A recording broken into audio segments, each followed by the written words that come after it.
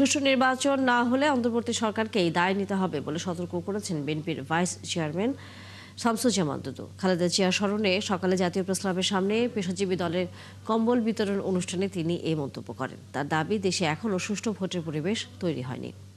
বলেন, শেখ হাসিনা শুধু গণহত্যা করেছে, তবে ভালো নির্বাচন দিতে পারেনি। তাই এই নির্বাচনে কোনো ধরনের ব্যত্যয় ঘটলে দেশে গণতন্ত্রের প্রতিষ্ঠার যে স্বপ্ন, সেটি ব্যাঘাত ঘটবে। এ সময় আগামী নির্বাচনে আইন শৃঙ্খলা বাহিনীর ভূমিকা নিয়ে তিনি বলেন, ভালো নির্বাচনের জন্য আইন শৃঙ্খলা পরিস্থিতি ভালো হতে হবে, কিন্তু তার কোনো লক্ষণ দেখা যাচ্ছে না। সুষ্ঠু ও সুন্দর নির্বাচন অনুষ্ঠানের জন্য লেভেল প্লেইং ফিল্ড খুব জরুরি বলে মন্তব্য করেন তিনি।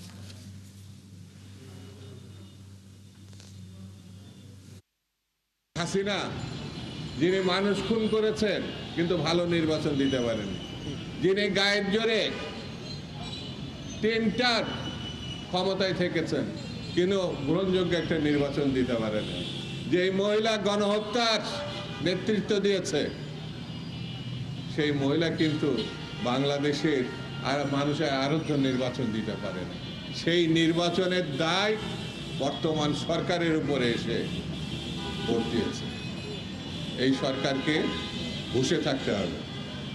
এই নির্বাচনে যদি কোনো রকম ব্যত্যয় ঘটে তাহলে দেশের গণতন্ত্র প্রতিষ্ঠার যে স্বপ্ন সেটা বিঘ্নিত হবে।